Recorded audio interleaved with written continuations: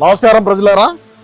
మనం ప్రతిరోజు కూడా ఏదో టీవీ స్క్రీన్ల మీద ఆ వీడియోలు వేసుకొని, అదేవిధంగా గ్రీన్ మ్యాట్లో వీడియోలు చేసుకొని, సరే మనం అన్న అధికారంలో ఉన్నప్పుడు 3 రాజధానులు కడతానన్నాం. సరే 3 రాజధానులు ఏ విధంగా కట్టినాం అనేది పక్కన పెడితే, కూటమి ప్రభుత్వం అధికారంలోకి వచ్చిన తరువాత మన జగనన్న ఏదైతే ఈ బిల్డింగులు, ఇటువంటి బిల్డింగులన్నీ ఇక్కడ ఆయన ఒక వైజాగ్లోనే కట్టుకున్నారు తప్ప రాష్ట్రంలో ఉండేటువంటి రాజధాని ప్రాంతంలో ఎక్కడా కూడా కట్టినటువంటి చరిత్రలు లేవు, ఆ దాఖలాలు లేవు.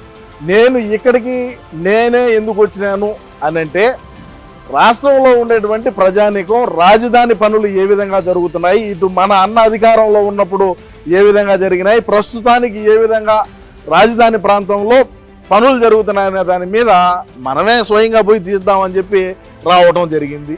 సరే, ఈ బిల్డింగ్లోకి వచ్చి చూస్తే ఎందుకు ఈ బిల్డింగ్లు కడతారు, ఏందిరా వ్యవహారము? మన అన్న ఉన్నప్పుడు ఎక్కడా కూడా ఒక ఇటుక పెట్టినటువంటి పాపాన పోల, ఎక్కడా కూడా ఏదైతే కంకర ఆ స్టీల్ ఉంటుందో వాటిని కూడా అమ్ముకునేటువంటి పరిస్థితి మన అధికారంలో ఉన్నప్పుడు. మీరు ఈ బిల్డింగ్లు చూస్తూ ఉంటే ఇది ఆల్ ఇండియా సర్వీస్లో ఉన్నటువంటి అధికారులందరూ కూడా ఈ బిల్డింగ్లోనే ఉంటారంట.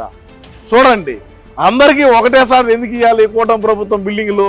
అవి కూడా ఎన్ని టవర్లు ఉన్నాయి బయట? ఎన్ని ఉన్నాయి? 6 టవర్లు కట్టారు. 6 టవర్లు కట్టారంట. ఎందుకేనట? ఒకటో రెండో కడితే పోలా, ఎన్ని కట్టాలి అవసరమా? అది ఎన్ని కడితే ఏమన్నా ఎందుకు? మన అన్న అధికారంలో ఉన్నప్పుడు చూసినారు.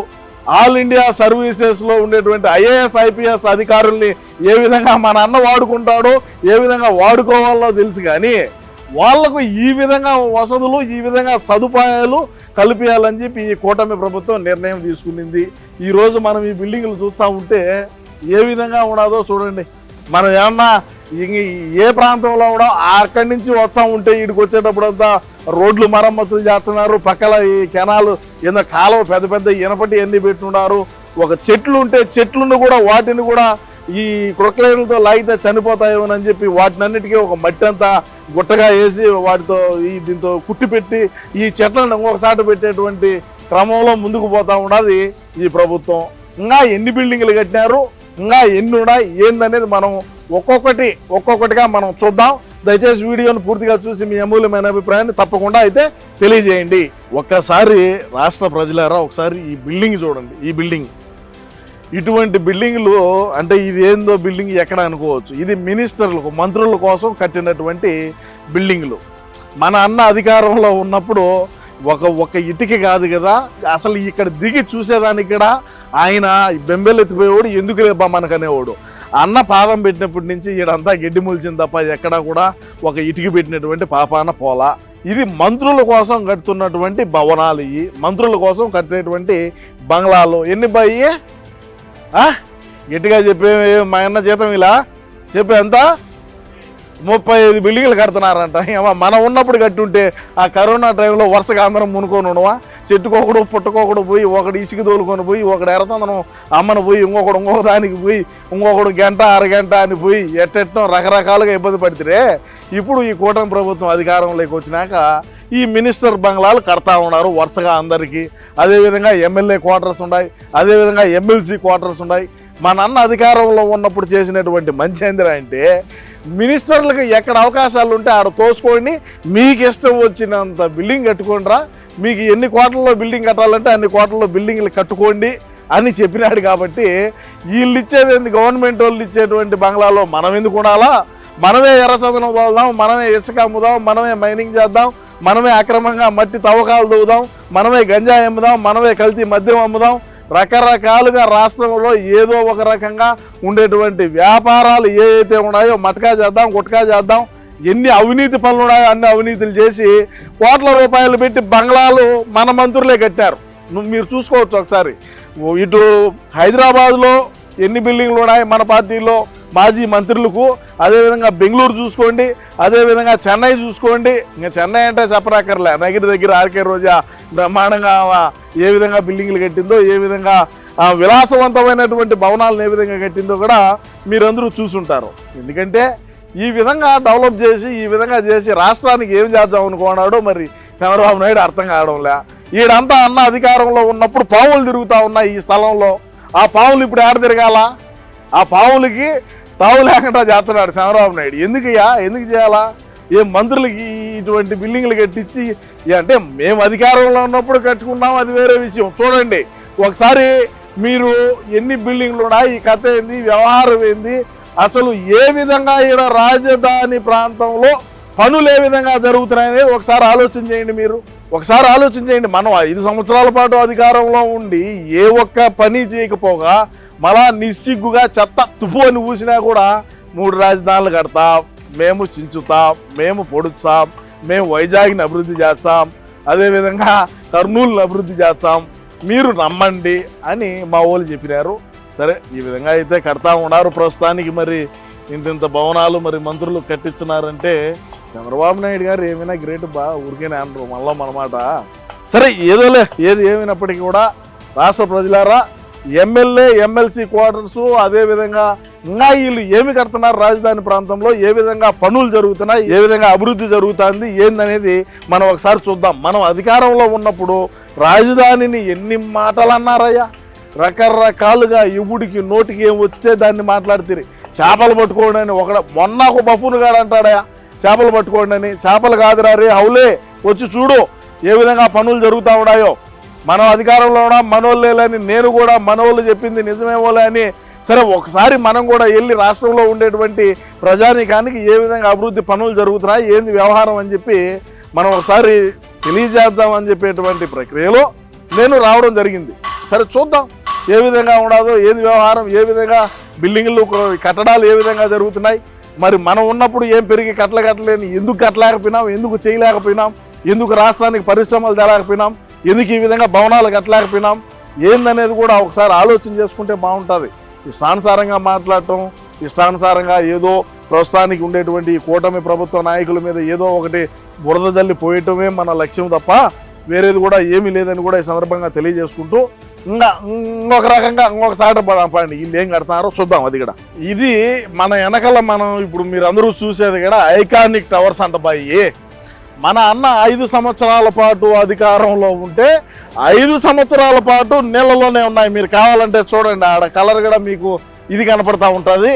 అక్కడ చూడండి, ఈ ఐకానిక్ టవర్స్ 5 సంవత్సరాల పాటు నీళ్ళలో ఉన్నా కూడా చంద్రబాబు నాయుడు గారు మళ్ళీ ముఖ్యమంత్రి అయిన తరువాత నీళ్ళన్నింటినీ కూడా బయటకు కొట్టి ఈ విధంగా మళ్ళా స్టార్ట్ చేశారు. ఈ ఐకానిక్ టవర్స్ని మళ్ళా వాటిని నిర్మించేటువంటి పనిలో పడినారు. మళ్ళా 5 సంవత్సరాల పాటు ఏనాడైనా సరే జగనన్న ఏ విధంగా మన రాజధాని ప్రాంతంలో ఎన్ని భవనాలు కడుతున్నారు, ఏ విధమైనటువంటి టవర్లు ఉన్నాయి, ఏ విధంగా ఏందని ఏనాడైనా కొంప ఏనా పెట్టుకున్నాడు కదా. ఈడ కొంప పెట్టుకొని ఎప్పుడు వచ్చి చూడకూడదు.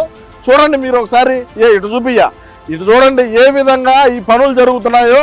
రాత్రింబవల్లో పనులు జరిగేటువంటి పరిస్థితి మీరు చూడండి ఒకసారి. రాజధాని ప్రాంతంలో ఎక్కడైనా ఎప్పుడైనా ఈ విధంగా పనులు జరుగున్నాయా మనం అధికారంలో ఉన్నప్పుడు? మీరు ఒకసారి చూడండి, ఎక్కడి దాకా నీళ్లు ఉన్నాయి, వాటిని ఏ విధంగా ఇప్పుడు మళ్ళా మరమ్మతులు చేసి ఎక్కడా కూడా చెక్కు చెదరకుండా 5 సంవత్సరాల పాటు నీళ్ళలో ఉన్నటువంటి పిల్లర్లు, నీళ్ళలో ఉన్నటువంటి కమ్మి, నీళ్ళలో ఉండేటువంటి ప్రాంతం ఇదంతా. ఈరోజు ఏ విధంగా పనులు మరమ్మతులు చేస్తున్నారో చూడండి. దేనికి మనం 5 సంవత్సరాల పాటు మనం అధికారంలో ఉండి ఏ ఒక్క భవనము కట్టకపోగా మళ్ళా అమరావతిని ఏ విధంగా మాటలు మాట్లాడినాం, ఏ విధమైనటువంటి పదజాలం మాట్లాడినాం, అమరావతి దేనికి రాజధాని కూడి పెడతాదా అన్నటువంటి బఫూన్లు మన పార్టీలో ఉన్నారయ్యా. ఒకరు ఇద్దరు కాదు, ఎంతమంది పేర్లు చెప్పమంటావు? ఇప్పుడు చూడండి ఈ విధంగా మరమ్మతులు చేస్తున్నారు, ఏ విధంగా పనులు చేస్తున్నారు చూడు. 5 సంవత్సరాల పాటు దీన్ని పట్టించుకునేటువంటి నాదుడు లేడు. 5 సంవత్సరాల పాటు దీన్ని చూసినటువంటి దిక్కు దివాణం లేకుండా పడి ఉన్నటువంటి టవర్లు ఇవి.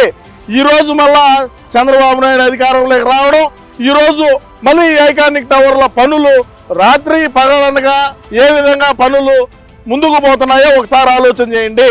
దేనికి 5 సంవత్సరాల పాటు మనం అధికారంలో ఉండి కూడా ఏ ఒక్క బిల్డింగు కట్టకపోగా, ఎక్కడా ఒక ఇటుక పెట్టకపోగా, ఈ ఉండేటువంటి ఏదైతే ఇసుక, అదేవిధంగా గ్రావెలు, అదేవిధంగా కంకర, అదేవిధంగా ఇనుముకు సంబంధించి వస్తువులు ఏమున్నాయో వాటిని కూడా దొబ్బేసినటువంటి బతుకులు మన 5 సంవత్సరాల్లో జరిగినాయి. ఈరోజు బ్రహ్మాండంగా పనులు చేస్తూ ఉన్నారు. బ్రహ్మాండంగా చకచక రాత్రింబవళ్ళు పనిచేసి రాజధాని నిర్మించుకుందాం. మన ఆంధ్ర రాష్ట్రానికి రాజధాని లేకుండా ఉన్నది. 3 రాజధానులు పోయినాడు. ఈడ ఉండే బొక్కను చూడరా అంటే ఇంకా 3 బొక్కలు చూడబోయినాడు అన్నట్టు ఏదో పడినాడు. అయిపోయింది. ప్రస్తుతానికి ఆంధ్ర రాష్ట్రంలో ఉండేటువంటి ప్రజానీకం తెలుసుకొని కూటమి ప్రభుత్వానికి పట్టం కట్టినారు. అయినా మనం వదలం. రేపు మనం 2039లో అధికారంలోకి వచ్చినప్పుడు చూద్దాం ఈ టవర్ల కథ ఏందో, ఈ వ్యవహారాలు ఏందో. ఏం మేము అధికారంలోకి వచ్చినాక ఏ ఒక్క బిల్డింగ్ కట్టామయ్యా రాజధాని ప్రాంతంలో? ఏడన్నా ఇటుక పెట్టామా? ఏడన్నా ఆ ఉండే ఇటుకలు, ఉండే కంకర, ఉండే ఇసుక దొబ్బేసినటువంటి పరిస్థితి ఎక్కడైనా. ఇప్పుడు చూడండి, రాజధాని ప్రాంతంలో ఈ బిల్డింగ్లు కట్టేటువంటి ప్రాంతంలో ఏ విధంగా ఇసుక నిలవ పెట్టుకున్నారో చూడండి. పనులు ఎక్కడా కూడా ఆగకుండా, అంటే ఒకవేళ ఏదైనా వర్షాలు పడినా కూడా ఇసుక కొరత లేకుండా ఏ విధంగా ఇసుకను డంప్ చేసి పెట్టినారో చూడండి. మనం అధికారంలో ఉన్నప్పుడు ఆ ఇసుక డంపింగ్ ఏదైతే ఉందో ఆ డంపులు కూడా మన పార్టీకి సంబంధించినటువంటి వ్యక్తులు అమ్ముకున్నటువంటి పరిస్థితి అని ఈ సందర్భంగా తెలియజేసుకుంటూ, ఐకానిక్ టవర్స్ అయితే బ్రహ్మాండంగా పనులు ముందుకు సాగుతూ ఉన్నాయి. సరే జరగని ఏం జరుగుతుందో రేపు మనం అధికారంలోకి వచ్చినా కథ వేరేగా ఉంటుంది. ఇప్పుడు వీళ్ళు రాత్రింబవళ్ళు కష్టపడి పనిచేస్తున్నారు. మనం అధికారంలోకి వచ్చే కథ వేరే ఉంటుంది, చూద్దాంలే. కానీ ఒకసారి మీరు కూడా చూడండి బాగా. రోజు స్టూడియోల్లో కూర్చొని టీవీల ముందు కూర్చొని పకీరిగాళ్ళు గ్రీన్ మ్యాట్లు వేసుకొని చేసేది కాదు. మీరు ఇక్కడికి వచ్చి చూడండి ఏ విధంగా పనులు జరుగుతున్నాయని కూడా ఈ సందర్భంగా తెలియజేసుకుంటా ఉండా. అమ్మా ఇదేందిరా స్వామి, మిషన్లు ఏంది, కథ ఏంది, వ్యవహారం ఏంది, ఇదేందో అసెంబ్లీ అంట. ఇక్కడ మా ఓడి కట్టుంటే ఎంత మంచి పేరు వచ్చిండో. మన దగ్గర మంచి గనులు, మంచి గట్టిపులు అందరూ ఉన్నారే. మన దగ్గర 151 మంది ఉన్నారే. ఎటువంటి ఓడు కావాలంటే అటువంటి వాళ్ళు ఉన్నాయి. మరి వాళ్ళు ఇదిగా అంటా ఉన్నప్పుడు ఖచ్చితంగా మరి ఈ మిషన్లు ఏంటి, ఈ వ్యవహారం ఏంది ఈ మిషన్లు, ఏంది కథ, ఏంది అసెంబ్లీ కడితే 151 మంది మన దగ్గర ఉన్నారు. ఏం మామూలుగా ఉన్నారా?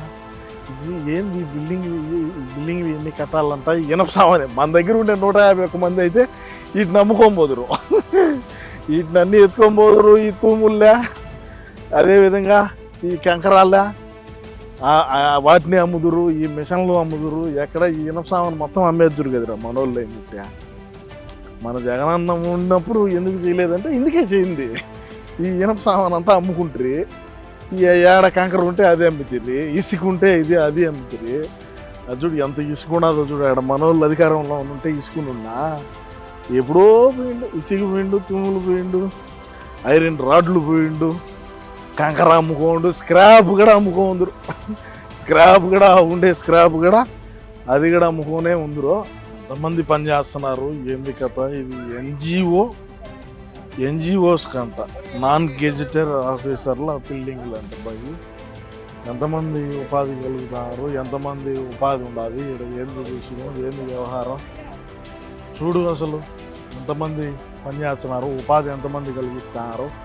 మనోడు అధికారంలో ఉన్నప్పుడు ఒక ఆఫీసర్కు ఒక బిల్డింగు కట్టకపోగా ఏమీ చేయకపోగా చూడండి ఎంత బిల్డింగులు, ఈ కథ ఎంతమంది ఉపాధి పొందుతున్నారు, ఎంతమంది బయట రాష్ట్రాల నుంచి వచ్చి మన రాష్ట్రంలో ఉపాధి కోసం ఎంతమంది ఉన్నారు అనేది కూడా మీరు ఒకసారి ఆలోచన చేయండి ప్రజలారా. ఎందుకు మనం అధికారంలో ఉన్నప్పుడు ఏ రోజు కూడా ఏమీ చేయకపోగా మీరు ఒకసారి చూడండి బిల్డింగ్లు.